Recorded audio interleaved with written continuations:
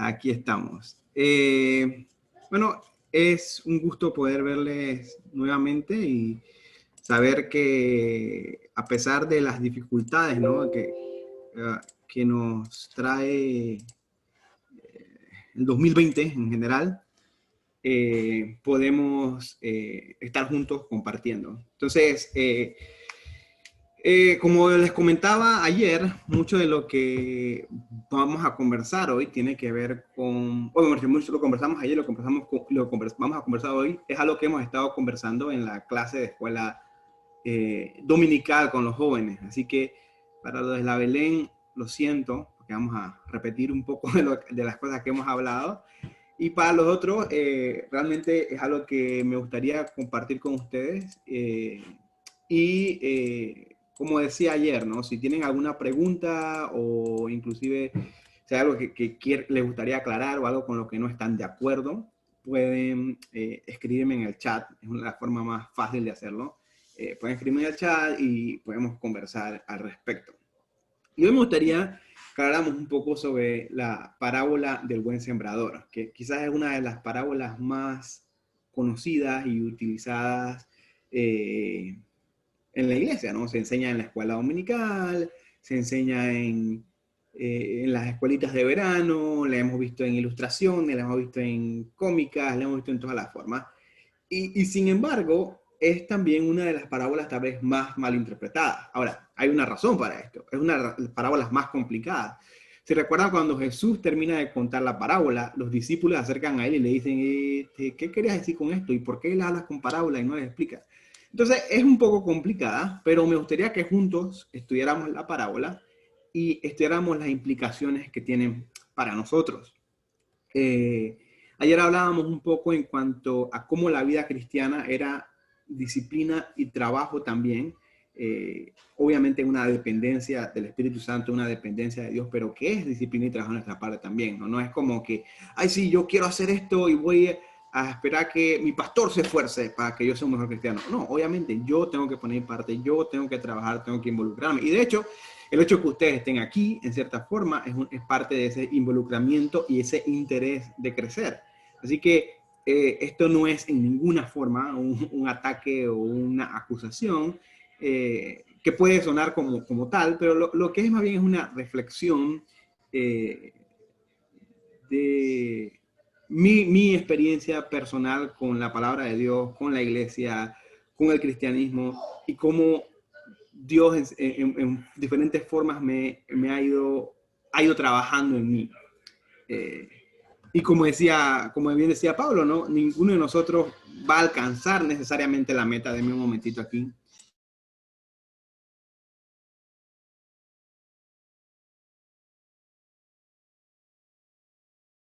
De nuevo estoy de niñero conferencista, es complicada esta situación.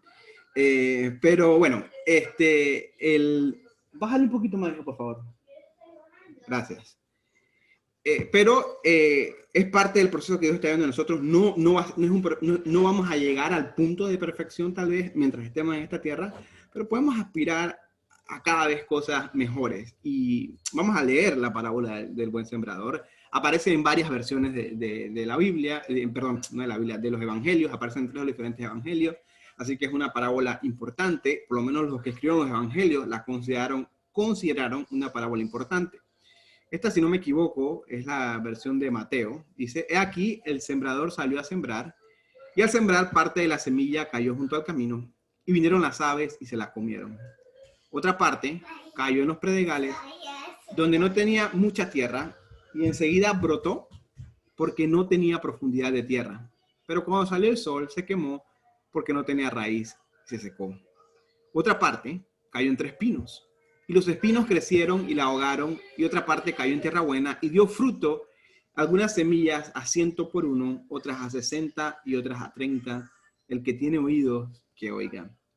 Y no puse la otra parte, pero en otra parte recuerdan que los discípulos se le acercan a Jesús y le dicen, oye, ¿por qué le hablas en parábola? ¿Qué quiere decir con esto? Y él le dice, bueno, los que escuchan la palabra, pero se desaniman rápido, esos son como los del camino, y yo sé, estoy convencido de que ustedes han escuchado las interpretaciones que da Jesús al asunto. que es la interpretación correcta, obviamente. Pero a mí me gustaría que nos quedáramos con esta primera parte, porque como hablábamos ayer veíamos tres figuras, de hecho una se repite hoy. Veíamos la figura del soldado, veíamos la figura del atleta y vemos la figura del labrador que labra la tierra. Esta es la misma idea de Jesús aquí con el sembrador. Ahora, esto tiene nuevo sentido para una sociedad que era agrícola. Era una sociedad que sembraba sus productos, no había grandes mercados, no existían cadenas de frío que pudieran mantener los productos por mucho tiempo, así que eran una sociedad agrícola. Por lo tanto, cuando Jesús usa esta ilustración, es algo que para todo el mundo era claro, por lo menos en el sentido, todo el mundo entendía lo que pasaba con la semilla cuando caía en diferentes lugares. Y luego, con el tiempo, la gente reinterpretó esta parábola de muchas formas, pero hay algunas preguntas que debemos hacernos. Por ejemplo, bueno, la pregunta sería, ¿cuál es la semilla? ¿Cuál es la semilla? Y obviamente la respuesta a cuál es la semilla, el mismo texto no da la respuesta. Bueno, no en esta parte, pero en la parte que Jesús explica, que son las buenas nuevas, ¿no? Esa es la semilla. Es lo que se esparce, y las buenas nuevas que no son fáciles, que no son simples ni sencillas, pero las buenas nuevas de salvación, de esperanza para el hombre, las buenas nuevas de vindicación del ser humano, de esperanza, las buenas nuevas de gracia y amor. Entonces, la semilla es las buenas nuevas, el evangelio de las buenas nuevas. Esa es la semilla. Y creo que en este punto no hay mayor discusión. Ahora, tal vez donde nos desviamos un poco de la interpretación correcta de la parábola, en este punto de quién es el sembrador. ¿Quién es el sembrador? Y por mucho tiempo, y vuelvo y repito, estoy hablando de mi experiencia, por mucho tiempo yo pensé que el sembrador era yo. Claro, si yo había recibido el evangelio y había entendido el evangelio, tenía que agarrar esa semilla y dárselo a otras personas. Y esa era mi interpretación. Mi única función aquí es como tener la semilla y tirársela a otras personas a ver cómo crece, ¿no? Y así como, y además era como una prueba, ¿no?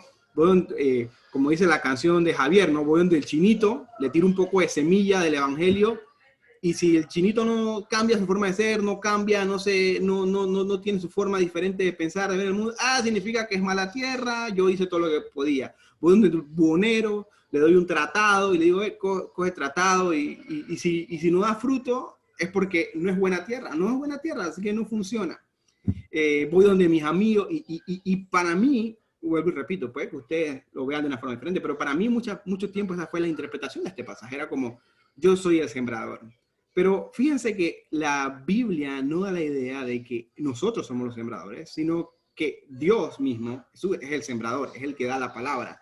La palabra es semilla y el sembrador al mismo tiempo. Es el mensaje y el mensajero. Es un poco complicado, pero la Biblia es mensaje y mensajero. Nosotros somos, en todo caso, en esta ilustración, si queremos entrar en esta ilustración, nosotros somos en todo caso tierra, que por la gracia de Dios, algunos hemos dado fruto de 30, otros de 60, otros de 100 por uno. O podríamos bien ser otro tipo de tierra.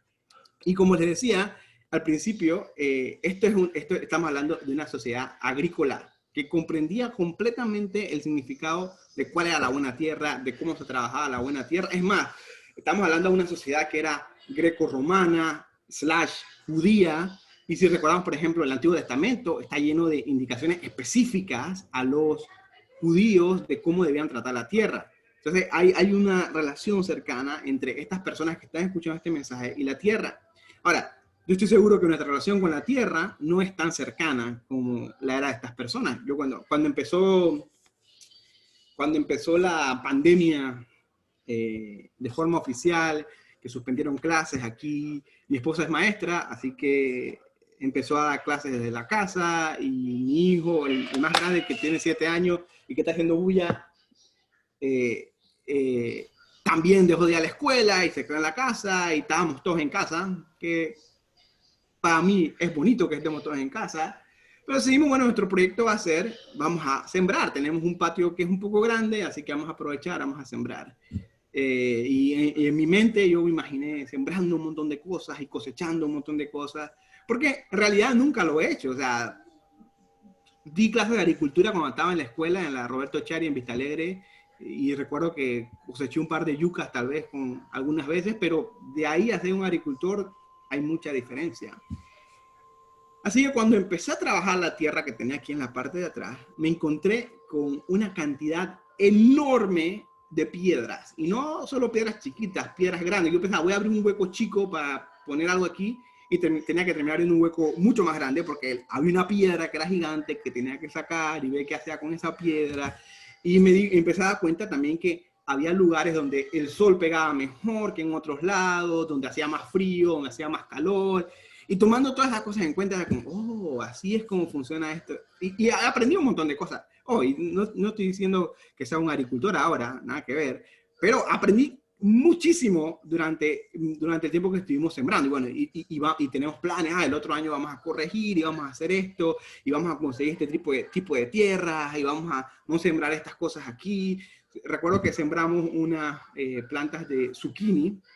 Se conocen el zucchini, que parece como un pepino, pero es como mitad pepino, mitad calabaza, son unas cosas así como largas, y sembramos como 3, 4 plantas, y las plantas eran gigantes y enormes, y nosotros pensábamos, pronto vamos a comer zucchini hasta aburrirnos. Es más, hasta hablamos con algunos amigos que habían sembrado otras cosas, y decir, hey, vamos a hacer trueque, ustedes nos dan pimentones que habían sembrado, y nosotros le damos zucchini, y estábamos imaginándonos en nuestra cabeza.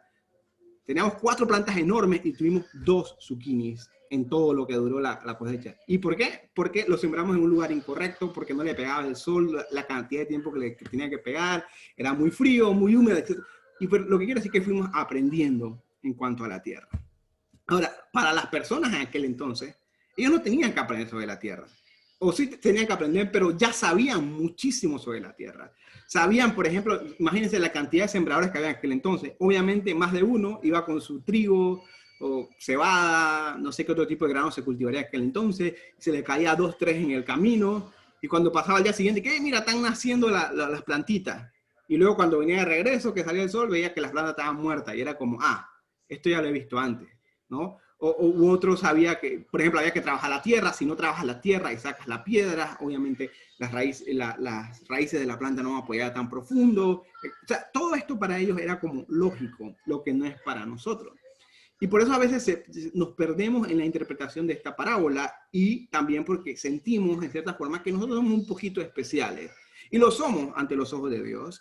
Pero también ante los ojos de Dios, nosotros somos parte de la humanidad. Somos sus hijos amados, pero también somos las personas por las cuales Él vino a traer el Evangelio. A pesar de que ahora creemos en el Evangelio e intentamos vivir una vida conforme a lo que Dios quiere de nosotros, todavía somos parte de lo que dice Juan 3:16, porque de tal manera amó Dios al mundo, al cosmos, dice en el griego. Esa idea, nosotros somos parte de eso. Nosotros somos parte de ese amor de Dios.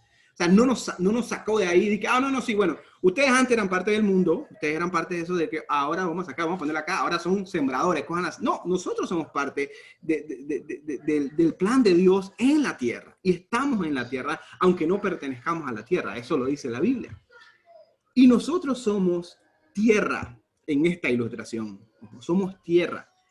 ¿Y qué significa que somos tierra? Que vamos a tener diferentes recepciones al Evangelio. Lo vamos a recibir de diferentes formas y vamos a reaccionar de diferentes formas. Yo no sé cuál fue su experiencia personal con cómo llegaron ustedes a los pies de Jesús. Y esa es una frase un poco cliché, ¿no? Pero ¿cómo llegamos a los pies de Jesús? ¿O cómo nos convertimos? ¿O cómo nos dimos cuenta de que éramos pecadores? Yo le contaba esto a los muchachos de la clase de escuela dominical y ya deben estar aburridos de escucharlo, pero se lo voy a contar de nuevo. Mi conversión sucedió en una Semana Santa. Yo tendría como unos 6, 7 años tal vez. Y ustedes saben que, bueno, tal vez no saben, ustedes son muy jóvenes, pero antes en los tiempos cuando no existía Netflix, ni YouTube, ni Internet, yo soy así de viejo, en esos tiempos, cuando era Semana Santa, los jueves santos y los viernes santos sobre todo, quitaban toda la programación y uno solamente podía ver estas señales de prueba, y no había nada en la televisión. Pero los días, Dominic, por favor, pero los días anteriores los días anteriores pasaban las películas de los 10 mandamientos del actor, un actor, Charlton Heston, que era en su momento lo máximo, y pasaban la película de los 10 mandamientos y pasaban toda la historia. Y yo recuerdo que ¿qué pasó? Ok. La parte en que cuando los israelitas pecan y salen las culebras estas, o las serpientes, mejor dicho, y empiezan a picar a los israelitas, y los israelitas sufren las consecuencias del pecado. Yo recuerdo que yo estaba súper asustado por la cosa visual, y hablé con mi mamá y le dije: mamá, ¿por qué está pasando esto? Y ella me dijo, bueno, me hizo la ilustración, ¿no? Por el pecado de ellos y así mismo, pero la salida es Dios, la muerte de Jesús, etc. Me hizo una presentación del Evangelio. Y yo, por lo menos creí que entendí en ese momento, hice mi oración, y siempre recuerdo ese punto como el punto de quiebre para mí, como el punto donde yo por lo menos me di cuenta que era pecador y que el pecado traía consecuencias. Ahora, decir que ese fue el punto en que yo me convertí en buena tierra o que me convertí en cristiano es un poco arriesgado. Hubo muchas cosas que no entendí en ese momento. Hubo muchas veces que confundí cosas de los principios de la palabra de Dios, que confundí mandamientos de la palabra de Dios. Y definitivamente en ese momento yo no era buena tierra, era tal vez era alguien asustado que quería una solución ante las consecuencias de mi pecado, pero no era una persona que entendía realmente lo que significaba ser hijo de Dios, lo que significaba vivir una vida de una forma diferente.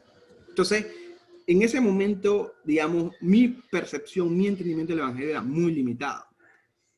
Con el tiempo, fui pasando mi relación con Dios, fui conociendo a otros hermanos, fui teniendo oportunidades y experiencias, y puedo decir que mi relación con Dios hoy en día es mucho más rica que la que era hace 30 años cuando asustado hice esta oración. Mi relación con Dios es mucho mejor, es mucho más profunda, y creo que entiendo mejor algunas cosas, otras no las entiendo todavía y probablemente nunca las voy a entender, pero estoy en ese proceso. Y lo que quiero decir con esto es que cada uno de nosotros somos diferentes tipos de tierra, receptivos o no al Evangelio, y puede ser algo que veamos como algo definitivo, ¿no? Como, bueno, o hemos dicho, es una interpretación que hacemos. Tú naces siendo buena tierra y vas a morir siendo buena tierra. O tú naces siendo tierra con piedras y vas a morir siendo tierra con piedras. O naces siendo tierra del camino y vas a morir. No. Pero Jesús toma este ejemplo precisamente de la tierra, porque la tierra se puede trabajar y se puede cambiar. La tierra que tiene piedras se puede trabajar, quitarle las piedras y hacer una mejor tierra. La tierra que no tiene suficientes nutrientes se le puede poner abono y se puede mejorar. E igual la tierra que es buena tierra se puede dañar con el abuso, se puede echar químicos equivocados, se puede sembrar algo que no se debe sembrar y se daña lo que es la buena tierra. Entonces Jesús toma el ejemplo de la tierra precisamente porque es algo que se puede trabajar y que se puede cambiar. Ningún sembrador esperaba que la tierra fuera todos los años lo mismo, ¿no? De hecho, los que saben un poco más de esto de sembrado saben que hay que sembrar un año un tipo de grano, otro año otro tipo de plantas, porque la tierra se cansa. Entonces hacen como una rotación, hay toda una explicación de cómo siembras un año esto, otro año lo siguiente, para que la tierra renueve, para que los nutrientes que necesita, etcétera, etcétera, etcétera. Y Jesús está hablando con gente que entiende esto. Y nosotros muchas veces pensamos en la vida cristiana en general como algo que es como definitivo, en el sentido de que hago mi oración, ¡pam!, me convertí al cristianismo, o vine a los pies de Jesús, o como queramos decirle, y ya, se acabó. Ahora me siento a esperar el tren que va al cielo, el bus que va al cielo, me siento a esperar porque ya soy salvo. Pero la realidad, lo que Jesús está diciendo cuando utiliza el ejemplo de la tierra también, es que igual que lo que vimos ayer con el soldado, con el atleta, con el labrador, es que la vida cristiana es trabajo y la vida cristiana es esfuerzo. Primera de Timoteo, de nuevo, ahora Primera de Timoteo 4:7 nos dice: rechaza las leyendas profanas y otros mitos semejantes. Más bien, ejercítate en la piedad, porque aunque el ejercicio físico trae algún provecho, la piedad es útil para todo, ya que incluye una promesa no solo para la vida presente, sino también para la venidera. Entonces, ¿qué está diciendo Pablo aquí? De nuevo es Timoteo, esta vez primero de Timoteo, pero utiliza otro ejemplo que tiene que ver con involucramiento activo. Tiene que ver con involucramiento activo, ¿verdad? No, cuando dice ejercítate en la piedad, da esta idea de que es algo que hay que practicar constantemente. No sé cuánto, me imagino que más de alguno de ustedes habrá practicado algún deporte, aunque sea de una forma un poquito seria. Pero, por ejemplo, cualquier deporte, bueno, hay que practicar. Si quieres correr, tienes que levantarte temprano, correr. Si quieres, qué sé yo, inclusive jugar fútbol, tienes que ir a los entrenamientos, practicar cómo pasar una bola, cómo recibirla, si quieres jugar béisbol, etcétera, etcétera. Práctica. Lo que hace a los atletas buenos es la práctica. Y aquí hay un ejemplo, ¿no? La ilustración que ven a un tipo ahí todo monstruoseado, todo musculoso, y ven otro tipo que no se ve que ya no ha hecho ejercicio hace buen rato. Y ninguno de estos dos estados es permanente. Una persona puede estar sin hacer ejercicio, con su cuerpo descuidado, pero decir un día, ven acá, voy a empezar a hacer ejercicio, a tomar Herbalife. No, mentira, eso es propaganda aparte. Pero voy a empezar a hacer ejercicio y voy a empezar a hacer esto, aquello. Y la persona puede cambiar su físico. Y viceversa. Una persona puede estar muy fuerte, muy musculoso, muy en buenas condiciones, pero si se dedica a una vida sedentaria, si deja de hacer ejercicios, si deja de practicar, pronto va a volver a un estado malo o a un estado de deterioro. Y por eso Pablo utiliza el ejemplo de ejercitarse en la piedad. Porque no es algo que va a salir fácil a la primera. No es como que yo me siento y digo, sí, Señor Jesús, ven a mi corazón, límpiale mis pecados, amén, ya soy cristiano y ahora ven acá, todas las cosas son buenas, todas las cosas las puedo, el pecado no me llama la atención, no tengo ningún problema haciendo buenas obras, ayudando a mi vecino. No, siguen siendo difíciles las cosas, sigue siendo difícil no pecar, sigue siendo difícil amar a mi prójimo más que a mí mismo, sigue siendo difícil poner a mi hermano por encima de mí, sigue siendo difícil someterme a mi hermano, someterme los unos a los otros. Sigue siendo complicado y por eso Pablo utiliza el término, fíjense, no es la primera vez, ayer vimos cómo usó 3 términos que tenían que ver con ejercicio y con voluntad, y aquí también utiliza el término ejercítate en la piedad y lo compara con el ejercicio físico. Es complicado, no siempre es satisfactorio, no siempre uno termina feliz, no siempre uno tiene ganas de hacerlo, pero hay que hacerlo y lo mismo pasa con ejercitarse en la piedad. Nadie promete que va a ser fácil, nadie promete que va a ser instantáneo, nadie promete que va a ser automático, sino que va a requerir esfuerzo y es lo que la Biblia nos garantiza. Y a mí me molesta sinceramente cómo muchas veces hemos agarrado el evangelio y lo hemos simplificado al punto de que el evangelio es ir a la iglesia. Bueno, hoy en día no podemos ir a la iglesia, pero el evangelio es participar en cosas de la iglesia. Meterme en una reunión de Zoom y estar ahí y aprenderme los versículos. Y todo esto es bueno y útil. La Biblia dice esto tiene validez total. Pero no es solamente eso. Requiere esfuerzo y requiere involucramiento. Y si vemos a Jesús hablando, si vemos a la Biblia hablando, en ningún momento hay una invitación a la comodidad. No hay ningún momento que digan que, bueno, si alguno quiere venir en pos de mí, tome su cruz y siéntese ahí a esperar que yo regrese. No, tome su cruz y sígame. Y Jesús también dice, yo soy el camino, la verdad y la vida, yo soy el camino. Y dice que ancho es el camino de la perdición y angosto es el camino. Y usa el ejemplo del camino una y otra vez, una y otra vez. Y el camino es, y esto puede sonar redundante, pero vale para el punto, el camino es para caminar, no para sentarse. El camino es para moverse en él, para esforzarse en él, para seguir adelante. Quienes han tenido la experiencia de caminar grandes distancias, sabrán que aunque uno no vaya corriendo ni nada, un camino largo puede ser cansado y va a requerir esfuerzo, va a requerir concentración mental, va a requerir entrega, va a requerir que diga, yo quiero llegar hasta ese punto. Y es precisamente lo que estamos hablando aquí. La vida cristiana no es un paseo en un jardín de rosas, no es una vida llena de flores, mariposas y chocolates. La vida cristiana es esfuerzo diario y esfuerzo constante. Y regresando al punto anterior de la tierra, es porque nosotros, aunque ya recibimos tal vez lo básico del evangelio y entendemos lo básico, no podemos quedarnos en eso. Tenemos que seguir trabajando en nosotros mismos para poder entender más y más y más y más las profundidades del evangelio. Y vuelvo y repito, probablemente no lleguemos hasta el final y no entendamos todo, pero debemos ir creciendo. O sea, no puede ser que tengamos, esto lo hablamos el domingo pasado con los jóvenes, decía, hemos simplificado, por ejemplo, está el canto este que dice, yo pequé, pero Dios me ama, Cristo murió por mí, yo le recibo, ya soy su hijo y es un plan para mí. Y es bonito para recordarlo. Pero imagínense si ustedes llegan y dicen, ah, sí, esto es. Y yo cuando tenía 8 o 9 años, escuché este corito y aprendí que yo pequé, pero Dios me ama, Cristo murió por mí, si le recibo de su hijo, y ¡pam! Y funciona porque es mi primer acercamiento, es la primera acercamiento a la semilla. Y mi terreno que está un poco rocoso entiende un poquito el principio.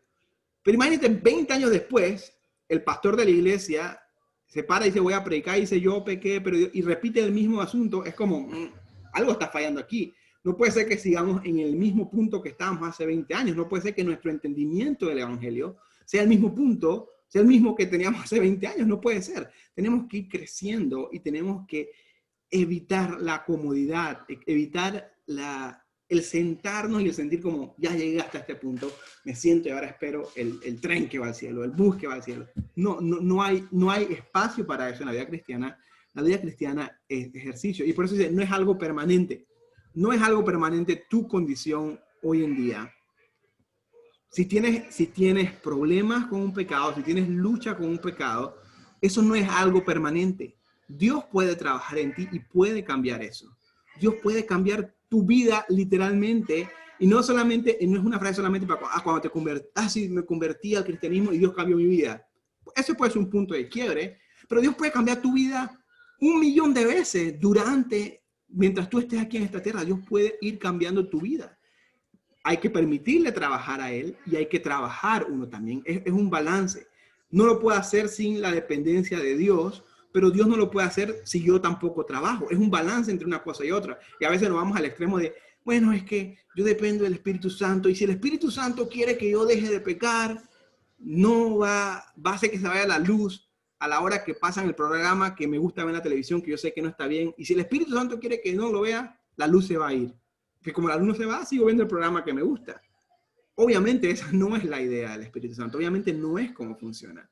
Es un balance delicado entre mi trabajo, mi dependencia del Espíritu Santo y el trabajo que Dios hace en mi vida. Entonces no es fácil, no es sencillo, no es algo que podamos explicar tan simplemente. Y sobre todo, esto es lo que quiero que nos quede, no es algo permanente. Esa condición, esa lucha en la que estamos hoy en día es algo que puede mejorar, que puede cambiar. Y no significa que mañana no vamos a tener otro tipo de lucha, otro problema con otra cosa. Probablemente sí, pero Dios va a ir trabajando en nosotros. Y regresando al ejemplo de la tierra, no es como que, yo nací tierra con piedras y voy a morir tierra con piedras. No, Dios quiere y puede trabajar en ti para que seas una tierra más perceptiva. Y esto que estamos haciendo aquí, de conversar, de tomarnos el tiempo de hablar, de que ustedes estén sacando de su tiempo libre para estar aquí, eso es parte de trabajar en nuestra propia tierra, de entender nuevas perspectivas dentro de la Biblia, de ver un pasaje tal vez que hemos escuchado un montón de veces de una forma un poquito diferente, y es como ir trabajando y quitando cosas y permitiendo que entre en nosotros la semilla de una forma más amplia y diferente. Y otra cosa que me gustaría remarcar y que amarra los dos puntos que hemos estado hablando, el de la tierra, como lo que hablábamos la semana pasada. Ayer hablábamos de el atleta, el soldado y el labrador, hoy hablamos del sembrador. La vida espiritual es algo práctico. La vida espiritual es algo práctico y también la vida espiritual requiere práctica. Primero Juan dice, el que practica el pecado es del diablo, porque el diablo peca desde el principio. Para esto apareció el Hijo de Dios, para deshacer las obras del diablo. Todo aquel que es nacido de Dios no practica el pecado, porque la simiente de Dios permanece en él y no puede pecar porque es nacido de Dios. Y este es otro pasaje que hemos torcido un poco, ¿no?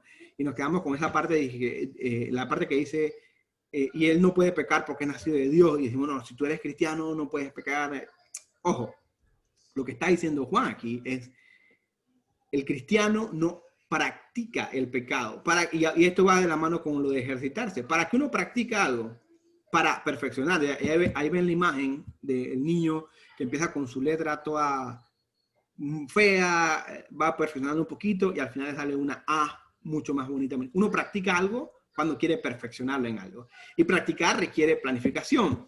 Si uno quiere correr 5 kilómetros o una maratón, no se va a levantar un día sin haber corrido y va a correr la maratón completa. Probablemente empieza corriendo 5 kilómetros, después 10 kilómetros y así se va, ¿no? Y de hecho no va a correr 5 kilómetros el primer día, va a correr 20 minutos, dependiendo pero uno tiene que planificar para cualquier cosa que uno quiere practicar y la idea de practicar es perfeccionarlo. Y lo que está diciendo Juan aquí es, ustedes como hijos de Dios no pueden practicar el pecado. Es decir, no pueden sentarse a planificar cómo voy a ser mejor en esto, cómo voy a ser más escurridizo, cómo voy a presentar, a tener mejores ideas para cometer esto mal, cómo voy a perfeccionarme en el pecado. Es lo que la Biblia dice, no puede ser parte de nosotros, no practicamos el pecado. Y hay un contraste entonces entre lo que dice Pablo en 1 Timoteo, lo que dice Juan aquí. Pablo dice, ejercítate en la piedad. Y Juan dice, no practiques el pecado. Son dos cosas que se pueden ejercitar, literalmente. Puedes ejercitarte en la piedad o puedes practicar el pecado. Entonces, si estás ejercitándote en la piedad, difícilmente vas a tener tiempo para practicar el pecado. Y ojo, no significa que no vamos a pecar, porque aceptémoslo, somos pecadores salvados por gracia, somos hechos por gracia, santos y perfectos delante de Dios, pero todavía estamos en este cuerpo de muerte, como le dice Pablo, y vamos a tener recaídas, y vamos a tener lucha, y vamos a cometer pecados. Pero una cosa es cometer pecado, otra cosa es practicar el pecado. Son dos cosas muy, muy, muy diferentes. Entonces, pero uno que realmente se concentre en ejercitarse en la piedad, difícilmente va a tener tiempo para practicar el pecado al punto de la perfección. Y algo que es como, si yo quiero ser un buen futbolista, necesito un par de tacos, una pelota de fútbol, un lugar donde pueda correr y probablemente más de una pelota de fútbol. Necesito varias pelotas de fútbol para poder correr, para poder patear. Pero si yo quiero ser un buen futbolista y consigo un bate y una manilla y una raqueta de tenis, obviamente voy a terminar siendo cualquier otra cosa menos un futbolista. No puede ser. Para practicar lo correcto, para ejercitar lo correcto, tengo que tener las herramientas correctas. Y es parte del asunto de lo que Pablo, lo que Juan, lo que Jesús está diciendo aquí es, la vida cristiana es práctica, es trabajo, es esfuerzo. No hay ningún lugar en la Biblia que nos dé fórmulas mágicas para la vida cristiana. No hay ninguna oración, no hay ningún devocional de 5 minutos, no hay ningún conjuro o algún versículo que tengo que poner en la puerta de mi cuarto o algún lugar donde tengo que abrir la Biblia en la casa. No existen esas soluciones mágicas en la Biblia. La vida cristiana es esfuerzo y es trabajo. Y yo sé que para muchos de ustedes tal vez estar aquí esta mañana es esfuerzo y es trabajo. Estar sentado, escuchando, estar prestando atención, tal vez podrían estar durmiendo o viendo un programa de televisión, jugando un videojuego, haciendo otra cosa. Estar aquí es parte del ejercicio, es ejercitarse. Igual lo que hablábamos ayer, igual ir a la iglesia los domingos y sentarme, escuchar, analizar y buscar por mi parte también, contrastar con la Biblia, preguntar, buscar crecer. Eso es parte de trabajar en mi vida espiritual. Y a veces cometemos el error de pensar que la vida espiritual es orar y cantar corito y cerrar los ojos. Y eso es parte de, pero también implica un involucramiento práctico en mi vida. ¿Qué estás haciendo? ¿Estás estudiando? ¿Estás trabajando? ¿Estás en la casa ahora mismo entre trabajo o trabajas desde la casa? Lo que sea que estés haciendo es una oportunidad para ejercitarte en la piedad. Lo que sea que hagas. A veces decimos, no, sí, es que la Biblia, Jesús me manda a amar a mi prójimo, y yo cómo amo a mis prójimos que están en África siendo perseguidos por el evangelio, ese no es tu prójimo, ese es un ser humano y probablemente hay que orar por ellos y hay que preocuparse por ellos, pero tu prójimo es la persona que está a tu lado, tu hermano, tu hermana, tu papá, tu mamá, el vecino que pone el vallenato a las 6 de la mañana y que te da rabia. Ese es tu prójimo.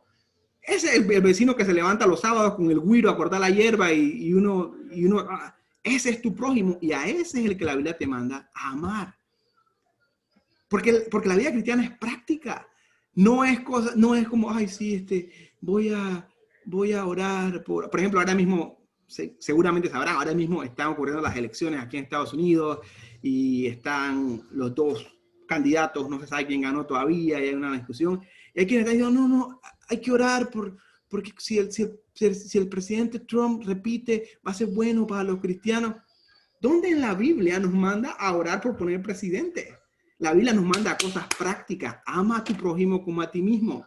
Sujétate a tus hermanos. Considera a tus hermanos mayores que tú. Estudia la Biblia. Visita a los huérfanos. Visita a las viudas.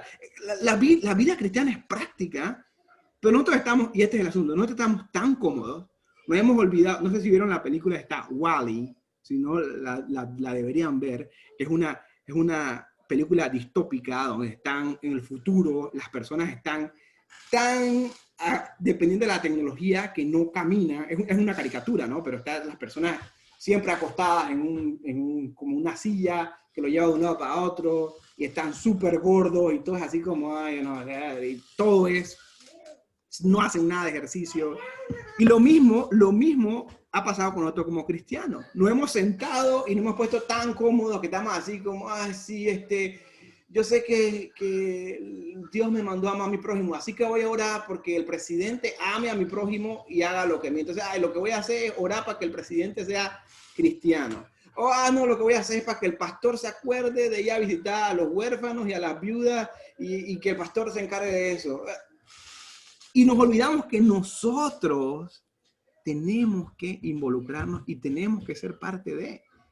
Y la Biblia tiene inclusive un mensaje directo para ustedes. Dice que nadie haga de menos tu juventud. Si la excusa es, no tengo suficiente edad, porque ¿qué voy a hacer yo? Porque no, todavía no. Hey, tú tienes prójimos a tu alrededor, a menos que vivas solo en tu casa y nunca salgas de ella. Tienes prójimos a tu alrededor. Tu papá es tu prójimo, tu mamá es tu prójimo, tus hermanos son tus prójimos, tus hermanas son tus prójimos, tu abuela, tu tío, los hermanos de la iglesia, los vecinos. No las personas que están a miles de kilómetros de nosotros, que podemos orar por ellos y podemos preocuparnos por ellos, pero yo he escuchado muchas personas que dicen que sí, que mi prójimo, la iglesia perseguida. Oremos por ellos, hay que orar por ellos, hay que preocuparse por ellos, pero mi prójimo está al lado mío. Mi prójimo es esa persona que con la tal vez tengo problemas y por eso el mandamiento es difícil, porque es difícil amar a mi prójimo. Es fácil amar a estas personas que nunca vemos, que nunca hemos conocido, que nunca probablemente vamos a conocer y decir, sí, yo lo amo, me preocupo por ellos. Pero ¿qué hay de mi hermano? Y mi hermano, estoy hablando de mi hermano de carne, ¿no? Mi hermano de sangre, de mi hermana de sangre, de mi papá, de mi mamá, de mis tíos, de mis primos, de mi vecino. ¿Qué hay de ellos? Entonces, cuando Jesús usa el ejemplo del sembrador, estos son un ejemplo práctico. Es práctico.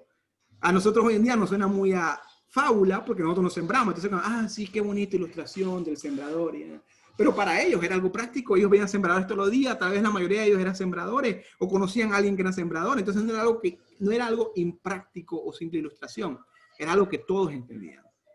Porque la vida cristiana es práctica. Práctica en los dos sentidos. Es práctica en el sentido de que es algo que se puede hacer y es práctica en el sentido de que tenemos que practicar y practicar y practicar y practicar. Y no va a ser fácil, no va a ser sencillo, pero tenemos al Espíritu Santo con nosotros y tenemos la promesa de que si buscamos, vamos a hallar. Si pedimos, vamos a recibir. Y a veces esto lo vemos desde un punto de vista material, ¿no? Pero esta idea de, Señor, quiero realmente cambiar mi vida, pedir realmente cómo puedo cambiar este pecado, cómo puedo cambiar esta dificultad que tengo, cómo puedo ser mejor prójimo, cómo puedo ser mejor hermano, mejor hijo, mejor cristiano. Y el Señor va a responder. Nuestro trabajo y la dependencia del Espíritu Santo. Así que regresamos a la pregunta. ¿Qué tipo de tierra eres? ¿Qué tipo de tierra eres? ¿Cuál es tu relación con el Evangelio? ¿Qué tipo de tierra has sido a lo largo de los años? Tal vez hubo un periodo de buena tierra y dábamos frutos de 100 por 1, y luego nos llenamos de piedras, y luego nos convertimos en camino. Pero la pregunta hoy en día, ¿qué tipo de tierra eres? Y no importa qué tipo de tierra seas, cómo te sientas o cómo te consideres, Dios quiere y puede trabajar en ti. Dios quiere y puede hacerte una tierra que dé fruto, pero requiere de tu disciplina, requiere de tu compromiso y requiere de tu dependencia de Él. Y es un poco paradójico, pero no podemos hacer nada sin la ayuda del Espíritu Santo y sin la ayuda de Dios, pero Dios tampoco puede hacer nada si nosotros no hacemos nuestra parte. Paradójico sí, pero es lo que tenemos que hacer. Así que mi reto, el reto que yo les quiero dejar con lo que hablábamos ayer, lo que hablábamos hoy, es ejercitémonos en la piedad, practiquemos, busquemos las cosas como realmente puedo mejorar. Y ojo, lo vuelvo y repito, de una forma práctica. A veces, me gustaría ser mejor cristiano, así que por favor oren por mí para que lea más la Biblia. Sí, está bien, leer la Biblia es importante, pero aplicarla es todavía más importante. Entonces, no es tanto oren por mí para que lea más la Biblia, oren por mí para que aplique lo que ya sé de la Biblia y luego pueda estudiar más y seguir aplicando. Mi reto es para ustedes, si se sienten desanimados, es Dios puede trabajar en ustedes. Y si no se sienten desanimados o sienten que ahora mismo están en un periodo de buena tierra, no se descuiden y sigan trabajando. Porque no hay ninguna invitación en la Biblia a sentarnos y a cruzarnos de brazos. La vida cristiana siempre es y siempre será trabajo, esfuerzo, hasta que Dios nos llame a su presencia o hasta que Él venga por nosotros. Eso es la vida cristiana. Entonces ese es el compromiso que también debemos tener y debemos mantener. Y es el reto que me gustaría dejarle. Recuerden las figuras que vimos: al soldado, el atleta, el labrador y el sembrador. Todos trabajan y todos se esfuerzan. No hubo ninguna ilustración de un mago que chasqueaba los dedos y ¡pum!, todo cambiaba. No, todos se esfuerzan y todos trabajan. Y es la idea con nosotros. Ejercitémonos en la piedad y no practiquemos el pecado. Terminemos con oración. Señor, gracias por tu amor y tu misericordia y por escogernos a nosotros sin ser gran cosa, sin ser la mejor tierra, pero ayúdanos a poder trabajar para honrarte y para darte lo que tú quieres y esperas de nosotros. Te lo pedimos en el nombre de Jesús. Amén.